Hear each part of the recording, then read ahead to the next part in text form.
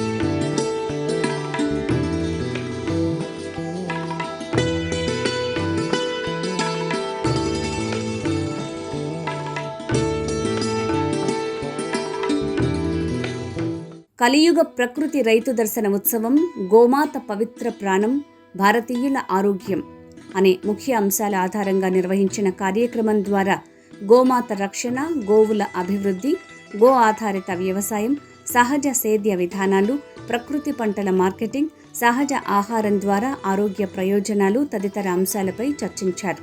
వివిధ రకాల ఆహార, వ్యవసాయ ఉత్పత్తుల స్టాల్స్ కొలువుదీరాయి. వీటి ద్వారా 2 రాష్ట్రాల రైతులు ప్రకృతి పంటలను ప్రదర్శించారు. సహజ, సేంద్రియ ఆహార పదార్థాల అమ్మకాలు జరిగాయి. కార్యక్రమానికి హాజరయ్యే వారికి సహజ పదార్థాలతో వండిన వంటలతో మధ్యాహ్న భోజన సదుపాయం అందించారు. పర్యావరణ పరిరక్షణ, దేశీయ గోజాతుల అభివృద్ధి, రైతుకు ఆహారం, ప్రజలకు ఆరోగ్యం దక్కాలనే ఉద్దేశంతో నిర్వహించిన ఇలాంటి కార్యక్రమాలు మరిన్ని జరగాలని వక్తలు అభిప్రాయపడ్డారు. ఈ అంశంలో రైతు నేస్తం ఫౌండేషన్ కృషిని అభినందించారు. దేశ సరిహద్దుల్లో జవాన్లు దేశాన్ని రక్షిస్తుంటే దేశం లోపల మనము ప్రాణాలతో ఉన్నామంటే దానికి కారణం నా రైతన్నలని చెప్పి నేను భావిస్తున్నాను. మిత్రులారా, ఇంతకుముందే నేను వెంకటేశ్వర స్వామి పేరు చెప్పా. ఉదయం సుప్రభాత సేవ అయిన తర్వాత స్వామివారికి తోమాల సేవ జరుగుతుంది. తోమాలైనాక అర్చన జరుగుతుంది. అర్చన తర్వాత నైవేద్యం సమర్పిస్తారు.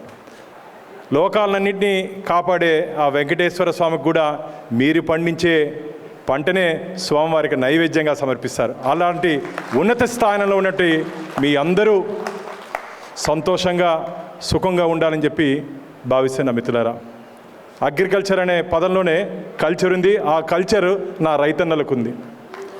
వ్యవసాయంలోనే సాయం ఉంది. ఆ సాయం నా రైతన్నల్లో ఉంది. ఎంత సంతోషం అంటే, నేను కూడా రిటైర్ అయిన తర్వాత ఒక 4-5 ఎకరాలు పెట్టుకొని ఆర్గానిక్ ఫామ్ హౌస్ చేసుకోవాలని చెప్పి ఒక కోరిక మిత్రులారా నాకు. ఎందుకంటే 10 మంది బాగుండాలి. ఇప్పుడే నేను ఆర్గానిక్ స్టాల్స్ అన్ని చూసి రావడం జరిగింది. ఈ మధ్యకాలంలో మీరు కానీ గమనించినట్టయితే చిన్న వయసులో చనిపోతున్నారు పిల్లలు. దానికి వెనక్కి వెళ్ళి గమనిస్తే ఎందుకు చనిపోతున్నారు ఇవన్నీ అంటే, ఈ మధ్య ఆర్గానిక్ ఫుడ్ కాకుండా ఈ పిజ్జాలు, బర్గర్లు, ఇవి దాని అంటారు ఫ్యాటీ ఫుడ్స్ అంటారు, కొవ్వుతో జరిగే పదార్థాలు తిని పాపం హార్ట్లో ఉన్నట్టు వెజల్స్ బ్లాక్ అయ్యి చిన్న వయసులో హార్ట్ అటాక్తో చనిపోతున్నారు. మనందరం ఆరోగ్యంగా ఉండాలంటే రైతన్నలు బాగుండాలి. రైతన్నలు బాగుండాలంటే వారు పండించే పంటకి సరసమైన ధర రావాలి మిత్రులారా. రైతన్నలు పండించిన పంటకి సరసమైన ధర రావాలి. నేను చాలా సందర్భాల్లో మా ఇంటి వెనకాలే అంగడి ఉంది, అక్కడికి వెళ్ళి తీసుకుంటూ వస్తుంటా. చాలా బాగుంటుంది. బయట దీనికి అక్కడికి చాలా వ్యత్యాసం ఉంటుంది. ఇప్పుడు కూడా వస్తా ఒక రైతన్న బీరకాయ ఇచ్చాడు. మామూలుగా బీరకాయ తింటే చాలా చేదుగా ఉంటుంది, ఇక్కడ బీరకాయ తింటే జాంకాయ తిన్నంత రుచిగా ఉంది మిత్రులారా. మీ అందరికీ, మీకు, మీ కుటుంబానికి కలియుగ ప్రత్యక్ష దైవం వెంకటేశ్వర స్వామి అండగా, నీడగా, తోడుగా ఉంటాడని చెప్పి భావిస్తూ మీ అందరితో కలిసి మాట్లాడే అవకాశం కల్పించినటువంటి నా రైతన్నలందరికీ మనస్ఫూర్తిగా మరోసారి నమస్కారం తెలియజేస్తూ జై హింద్, జై భారత్.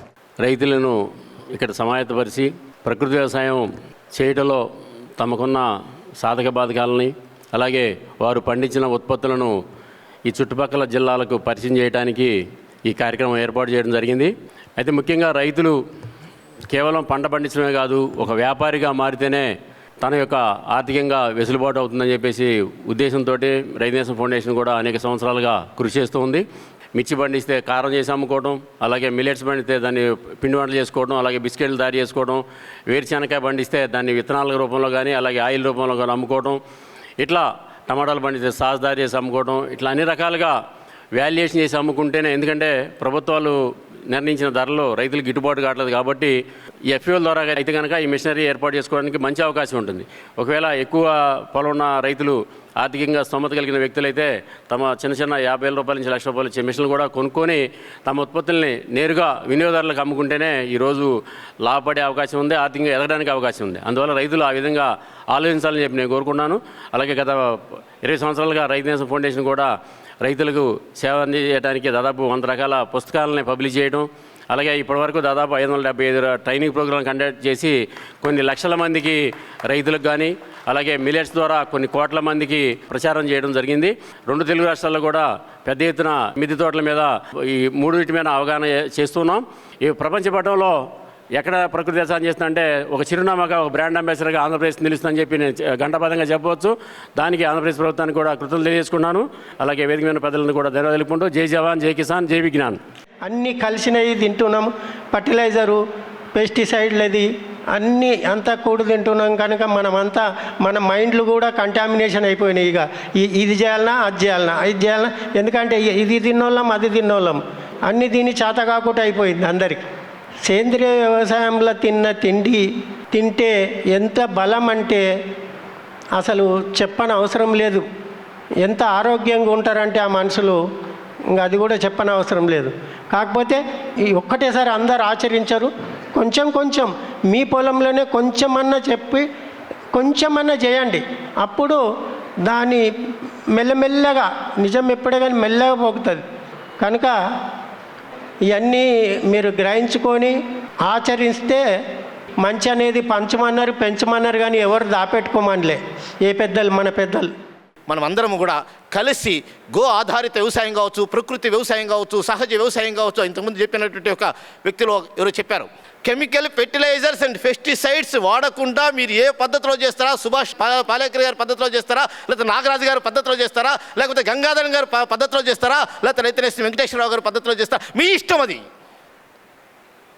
ఆ రెండు ఉపయోగించకూడదు అంతే.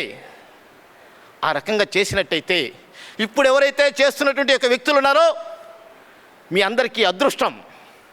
నేను చెప్తున్నా, ఇవాళ మీరందరూ అదృష్టవంతులు. ఏమిటి అంటారేమో, మీ మానవ జన్మని సార్థకత చేసుకునేటువంటి అవకాశం మీ అందరికీ లభించింది. నా తోటి రైతులకి నేను సహకారం చేయాలి, నేను 10 మంది రైతుల్ని తయారు చేయాలి అనే కోరిక ఎవరైతే ఉంటుందో వాళ్ళు మాత్రమే వాళ్ళ జన్మను సార్థకత చేసుకుంటారు. ఆంధ్రప్రదేశ్లో గ్రామ గ్రామాన వీధి వీధిన కూడా మన యొక్క ఈ యొక్క ఉత్పత్తులు తయారు చేయటం రైతులు ప్రారంభించాలి. రెండో వైపున ఈ రాష్ట్రంలో ఎట్లయితే మేము ట్రైనింగ్లు ఇస్తామని చెప్పేసి రైతు నేస్తం ఫౌండేషను ట్రైనింగులు ప్రతి ఆదివారం ట్రైనింగ్లు ఇస్తూ రైతులను ఉత్సాహపరుస్తుందో, అదేవిధంగా గో ఆధారిత ప్రకృతి వ్యవసాయదారుల సంఘం అనేటువంటి సంఘము రాష్ట్రంలో ఇప్పటి వరకు మార్కెటింగ్ విషయంలో ఆ సంస్థతో పోటీపడిన వాళ్ళు లేరు ఇవాళ. ఎందుకని? అనేక మేళాలు, అనేక సంతలు. ఇవాళ చెప్తున్న గర్వకారణం మన యొక్క ఈ యొక్క రాష్ట్రంలోనే ఆ సంస్థ ఉంది. ఆ సంస్థ ద్వారా విశాఖపట్నం చుట్టుపక్కల ఉన్న రైతులు ఈ రోజున ఆదివారం సంత అయితే ఆదివారం సంతలో ఇవాళ 7 నుంచి 10 లక్షల రూపాయల మధ్యలో వ్యాపారం జరుగుతుంది ప్రతి ఆదివారం. అంటే 50 లక్షల రూపాయలు సంబంధించినటువంటి వ్యాపారము ఒక నెలలో చేస్తున్నారు వాళ్ళు. ఇప్పుడు ప్రారంభిస్తున్నారు ఇంకొక 3 చోట్ల. ఒకటే లక్ష్యం, విశాఖపట్నం సిటీలో 1 కోటి రూపాయల వ్యాపారం జరగాలి. రైతులు స్వయంగా అమ్ముకునేటువంటి ఒక వ్యవస్థ అది, వ్యాపారులకు కాదు. కాబట్టి తిరుపతి చుట్టుపక్కల ఉన్నటువంటి ఒక కూరగాయల రైతులు, ఈ సంత అంటే కూరగాయల రైతుల కోసమే మేజర్గా. కూరగాయలు మీరు పండ్లు పండించండి, మీ కూరగాయలని పండ్లని మీరే స్వయంగా వచ్చి అమ్ముకోండి అనే దానికోసము ఈ సంతలు ప్రారంభం కావాలి. కాబట్టి రాష్ట్రం అంతా కూడా గో ఆధారిత ప్రకృతి వ్యవసాయదారుల సంఘము ఈ యొక్క రకమైనటువంటి ప్రయత్నాన్ని చేస్తూ ఉంది. ఎట్లయితే రైతు నేస్తం ఫౌండేషను రైతులకు ట్రైనింగ్ ఇవ్వాలని చెప్పేసి గట్టిగా కూర్చొని ఆ రోజు నుంచి ఈ రోజు వరకు ఇస్తూనే ఉన్నది. 3 రోజులు కావచ్చు, వారానికి 1 రోజు కావచ్చు, రకరకాల యొక్క ట్రైనింగ్లు ఇస్తున్నది. కాబట్టి దీని యొక్క గో ఆధారిత ప్రకృతి వ్యవసాయదారుల సంఘము మేము మార్కెటింగే చూపిస్తాము, మార్కెటింగ్ వ్యవహారంలో ముందుకెళ్తామని చెప్పేసి వాళ్ళు చేసే పని వాళ్ళు చేస్తున్నారు. అదేవిధంగా ఆర్గనైజేషన్స్ ఇవాళ రైతు నేస్తం కావచ్చు, ఇంకొక ఆర్గనైజేషన్ కావచ్చు, ఇలాంటి ఆర్గనైజేషన్స్ కారణంగా పెరుగుతూ ఉంటుంది. ఈరోజు ఒక మంచి కార్యక్రమానికి శ్రీకారం చుట్టారు. 2 రాష్ట్రాల రైతుల కోసం ప్రకృతి వ్యవసాయము ఏ విధంగా ముందుకు తీసుకెళ్ళాలి, దాని ఆవశ్యకత ఏమి, కలియుగ వెంకటేశ్వర స్వామి పాదాల చెంత ప్రారంభించడం జరిగింది. రాబోయే రోజుల్లో ఇదొక పెద్ద ఉద్యమంగా తయారు చేసి రసాయనం చేసే రైతులంతా కూడా ప్రకృతి వ్యవసాయం వైపు రావాలి. అదేవిధంగా కేంద్ర ప్రభుత్వం నుంచి రాష్ట్ర ప్రభుత్వాల నుంచి కూడా పెద్ద ఎత్తున ప్రోత్సాహం కూడా అందిస్తున్నారు. ఎవరైతే ఇది రసాయన రహిత సేద్యం చేస్తున్నారో వాళ్ళకంతా కూడా పీజీఎస్ సర్టిఫికేషన్ ఇచ్చి డొమెస్టిక్ లోకల్ మార్కెట్లో అమ్ముకోవడానికి ఒక బ్రాండ్ క్రియేట్ చేయడము, అదేవిధంగా 3 ఏళ్ల తర్వాత ఎన్పిఓపి సర్టిఫికేట్ ఇచ్చి ఎక్స్పోర్ట్కి కూడా దోహదపడుతుంది. గత సంవత్సరం చూసుకున్నట్లయితే మామిడి మనకు గుజ్జు పరిశ్రమకి ఏదైతే మన బెంగళూరు తోతపూరి అంటామో చాలా తక్కువ రేటుకి 4 రూపాయలకు అమ్ముకోవడం జరిగింది. ఐటీసీ కంపెనీలతో కూడా టైఅప్ చేసుకోవడం జరిగింది. వాళ్ళు కూడా ముందుకొచ్చి మన మండలం హెడ్ క్వార్టర్లోనే ప్రొక్యూర్మెంట్ చేస్తారు. అదేవిధంగా అప్పటికప్పుడే డబ్బులు కూడా ఇవ్వడం జరుగుతుంది. మనం చూసినట్లయితే లాస్ట్ ఇయర్ అమ్మిన తోతపూరి మామిడికాయలకి ఇంకా డబ్బులు ఫ్యాక్టరీల నుంచి రావాల్సి ఉంది చాలా ఎక్కువ మంది రైతులకి. సో అలాంటి పరిస్థితి లేకుండా ఐటీసీ కంపెనీతో అగ్రిమెంట్ చేసుకోవడం జరిగింది. ఎవరైతే రసాయన రహితంగా పండించిన బెంగళూరు తోతపూరి రకాలు ఉంటే మనం వాటిని ఐటీసీ వాళ్ళకి ఇప్పించి అప్పటికప్పుడే మీకు డబ్బులు ఇచ్చి ఏర్పాట్లు, అదేవిధంగా ట్రాన్స్పోర్ట్ ఫెసిలిటీ కూడా లేకుండా చేయడం జరుగుతుంది. 3 ఏళ్ల తర్వాత వాళ్ళ గుజ్జు పరిశ్రమ తర్వాత దాని ఎక్స్పోర్ట్కి చేసినప్పుడు మనకు ఎన్పిఓపి సర్టిఫికేట్ వచ్చినప్పుడు ప్రీమియం రేటు కూడా మార్కెట్ రేటు కంటే కూడా ఎక్కువ ఇవ్వడం జరుగుతుంది. మనకు వెంకటేశ్వర అన్న గారు గుంటూరులో ఈ మిద్దె తోటల మీద పెద్ద ఎత్తున కార్యక్రమం చేస్తున్నారు. అదేవిధంగా చిరుధాన్యాల మీద కూడా పెద్ద ఎత్తున కార్యక్రమాలు చేస్తున్నారు. ఆ విధంగా మనకు తిరుపతి జిల్లాలో కూడా మనకు స్మార్ట్ సిటీ అయింది. చాలామంది ఔత్సాహకులు ఉన్నారు. వాళ్ళందరినీ కూడా మనం ముందుకు తీసుకెళ్లాలంటే సార్తో రాబోయే రోజుల ముందు ఇదే విధంగా మిద్దె తోటల మీద కూడా కార్యక్రమాన్ని చేసి ప్రోత్సహించినట్లయితే తిరుపతి పట్టణవాసులకు కూడా మనము ఆరోగ్యకరమైన ఆహారం అందించిన వారు అవుతామని తెలియజేస్తూ ఈ అవకాశం ఇచ్చిన కార్యనిర్వాహకులందరికీ మరొకసారి ధన్యవాదాలు తెలియజేస్తూ థ్యాంక్ యూ. మనకందరికీ తెలిసిందే, మనం కనుక మంచి ఆహారం తీసుకుంటే డాక్టర్ని కలవాల్సిన అవసరమే ఉండదు. కానీ మనం తీసుకునే ఆహారం ఎటువంటి ఆహారం తీసుకుంటున్నామో మీకు అందరికీ తెలిసిందే. మనకు అటు బజార్ సందులో చూసుకుంటే కనుక ఎక్కడ చూసినా పురుగుమందుల షాపులు విపరీతంగా ఉన్నాయి. అల్టిమేట్గా ఇవన్నీ కూడా ఎక్కడెక్కడ చేరుతుంది, మన శరీరంలో ఉన్నటువంటి భాగాల్లో అక్యుములేట్ అవుతుంది.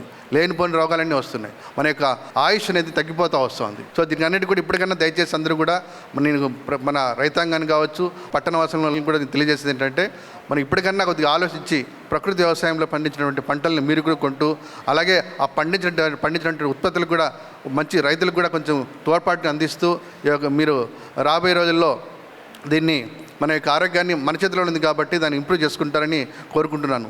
దీనికి సంబంధించినటువంటి ప్రభుత్వం ఇచ్చేటువంటి తోడ్పాటు కావచ్చు, లేదా స్కీమ్స్ కావచ్చు, ఇవన్నీ కూడా అందుబాటులో ఉన్నాయి మనకు. ఫర్ ఎగ్జాంపుల్ రీసెంట్గా ఒక పాయింట్ పర్సన్స్ పెట్టి ప్రతి మండలంలో కూడా 1-2 BRC అంటే బయో ఇన్పుట్ రిసోర్స్ సెంటర్స్ అని చెప్పి పెట్టి, దాని ద్వారా రైతుకు అవసరమైనటువంటి కషాయాలు కావచ్చు, ద్రావణాలు కావచ్చు, ఎరువులు కావచ్చు, అంటే ఎరువులు అంటే ఇక్కడ మన ఘనజీవామృతము, ద్రవజీవామృతం ఇలాంటివన్నీ కూడా అందుబాటులో పెట్టడము, అలాగే రైతులు పండించినటువంటి పంటలకు కూడా కొంచెం వాల్యూ అడిషన్ చేసి, ఫర్ ఎగ్జాంపుల్ నేను రాగులు కనుక చేస్తే కనుక రాగి పిండిలు లాంటివి చేయడం కానీ, అదే వడ్లు అయినా మంచి కనుక పండిస్తే కనుక వాటిని కదా సింగిల్ పాలిష్ చేసి మనకు వినియోగదారులకు తీసుకెళ్ళడము, ఇట్లా ప్రతి ఒక్కటి కూడా వాల్యూ అడిషన్ చేసి అంటే రెండు వైపులా ఉండేదానికోసము వాళ్ళకు ఇన్సెంటివ్ కూడా ఇచ్చి దాదాపు ఒక 1 lakh rupees కూడా మనకు అతనికి ఇచ్చి అతని వర్కింగ్ క్యాపిటల్గా యూజ్ చేసుకోవడానికి కూడా విధంగా పెద్ద ఎత్తున మన ఆంధ్రప్రదేశ్లో జరుగుతూ ఉంది.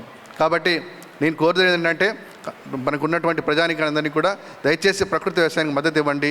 ప్రకృతి వ్యవసాయం పండించినటువంటి ఆహారాన్ని తీసుకొని మన యొక్క ఆరోగ్యాన్ని కాపాడుకుంటారని మనస్ఫూర్తిగా కోరుకుంటున్నాను. ఈ అవకాశాన్ని ఇచ్చినటువంటి పెద్దలకు అందరికీ కూడా ధన్యవాదాలు తెలియజేసుకుంటున్నాను.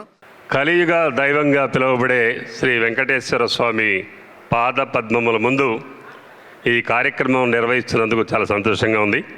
ఎందుకంటే ఈ సేంద్రియం లేదా ప్రకృతి లేదా మన పాత తాతల నాడు చేసినటువంటి వ్యవసాయం పేరు ఏదైనా కావచ్చు, కానీ రసాయనిక ఎరువులు వాడకుండా, పురుగు మందులు స్ప్రే చేయకుండా పండించే వ్యవసాయాన్ని ఏ పేరైనా పెట్టుకోవచ్చు.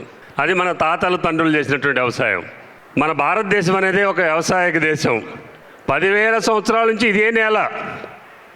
రైతులు తరాలు మారినవి తప్ప నేల మాత్రం ఇదే, నీరిదే, నేల ఇదే, ప్రకృతి ఇదే.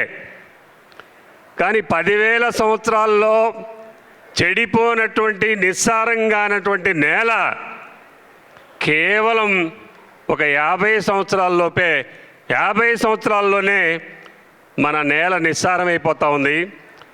మనం పండించినటువంటి ఆహార ఉత్పత్తులు తిని సమాజంలో అనారోగ్యానికి గురైపోయి హాస్పిటల్గా పాలవుతున్నటువంటి పరిస్థితిని ప్రత్యక్షంగా మనం చూస్తూ ఉన్నాం.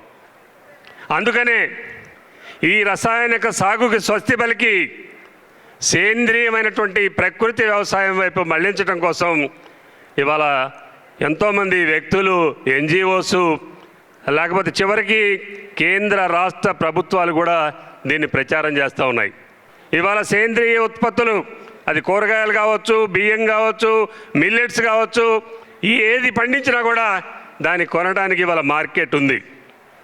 ఇక పట్టణాలకు వస్తే పట్టణాల్లో మిద్దె తోటలు మా వైవి గారు ఆర్గనైజ్ చేస్తూ ఉంటాడు.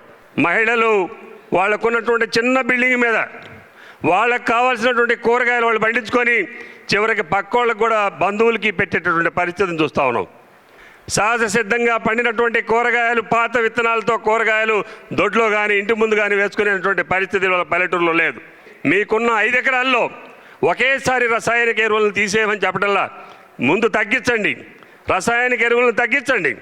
రసాయనిక ఎరువుల్ని మన ప్రభుత్వ అధికారులు చెప్పినటువంటి దానికంటే మోతాదుకు మించి వాడుతున్నటువంటి పరిస్థితి మనం ప్రత్యక్షంగా చూస్తూ ఉన్నాం.